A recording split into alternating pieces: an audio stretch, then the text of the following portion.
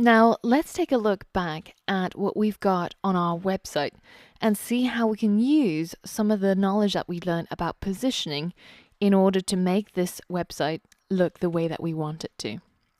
Now, the first thing that we want to achieve is we want to center all of these elements, the image, the mountain image, as well as the text here in the H1 and also this subtitle. So the easiest way of centering elements is by tapping into a property called text align. And that property has to be set inside the parent container.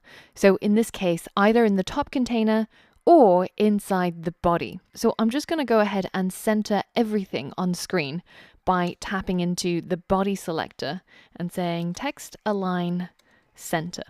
If we hit save and we head back and we hit refresh, then you'll notice that all of our images, our H1 and our paragraph is now centered. Now, this works as long as we've got an inline block element, such as our images, or if we've got these full width block elements, like our H1 and our P tag, which are going from left edge to the right edge. Now, if I go into my code and I change the H1 to change its width to say only, I don't know, let's say 10%, then you'll notice that it's no longer being center aligned, despite the fact that it's still inside the body, which is asking for text align to be center. So what do we do in this case? Well, the other way of centering an element is by using the margin. So there is a value called auto, which when applied will center the element either vertically or horizontally.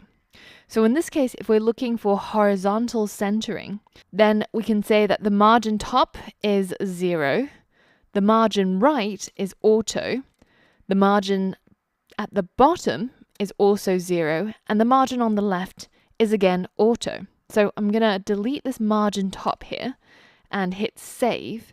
And if I refresh, you'll see that our element, despite being only 10% of the width of the screen, is now centered in the middle of our web page. And when you look at the box model, you can see that the top and bottom margins were set to be 0 by us, and the left and the right are set automatically to whatever amount it needs to be in order to keep it in the center. So very often, when you're finding yourself trying to center elements, you'll probably end up using one of these methods. So just to recap, text align center inside the container or the parent element will center everything inside that doesn't have a width set. Now, if it is a block element and it has a width set, then you're going to have to center it using this auto value in the margin. So in this case, we can also shorten this by saying that the top and bottom needs to be 0 and the left and right needs to be auto. And that will not change this at all. And this is just one of those circle shorthands that you will begin to learn.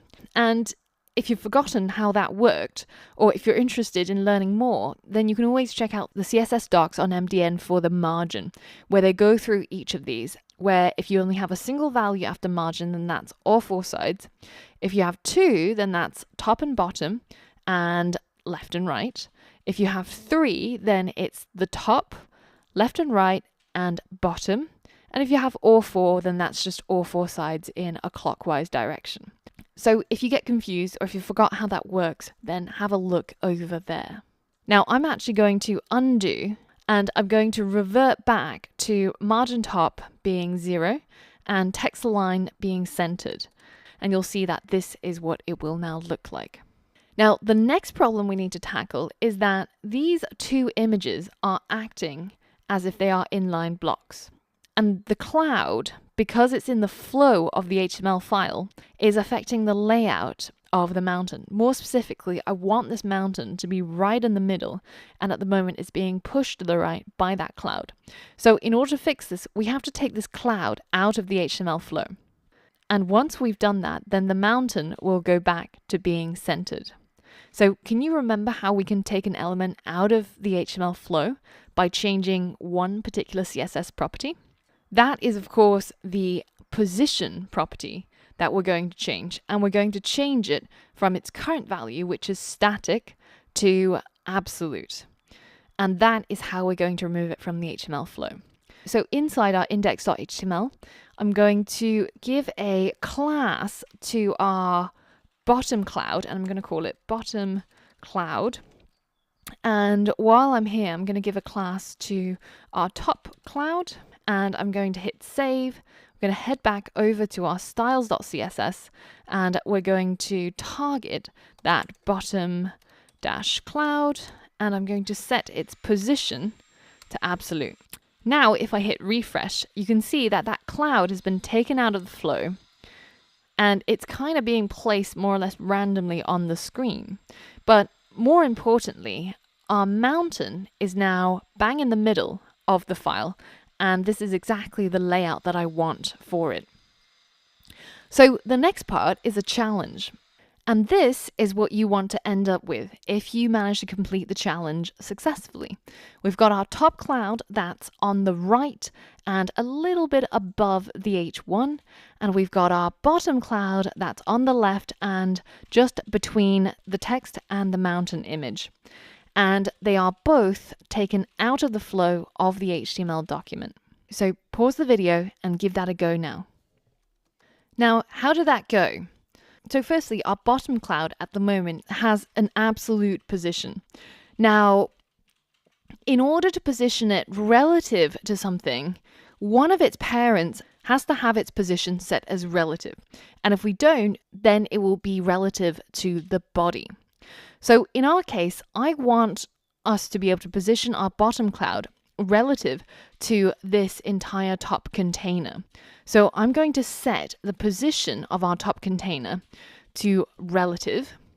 And I'm going to start off by giving our top container just a little bit of padding at the top so that we can push down this cloud and all of these contents just down by a little bit so that it's not all stuck at the top of the page.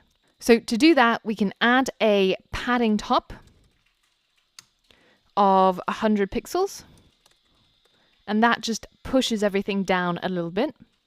And then I'm going to add our top cloud as well, and I'm also going to take it out of the flow by changing its position to absolute as well. And now if we hit refresh, you can see our two clouds are kind of just floating around without doing very much. So now let's position them properly. So relative to our top container here, I want the top cloud to have a right margin of 300 pixels and a top margin of 50 pixels. And I want our bottom cloud to have a position left margin of 300 pixels and a bottom margin of 300 pixels from the bottom of its parent, which is of course the top container. So it will be from this line. And if we hit save and refresh, then this is what we will end up with. Now, before we do any further positional tweaking, we should really format the text, because by changing the font size, etc., we're going to affect the positioning of our elements as well. So in the next lesson, we're going to look at how we can style our text using CSS. So for all of that and more, I'll see you on the next lesson.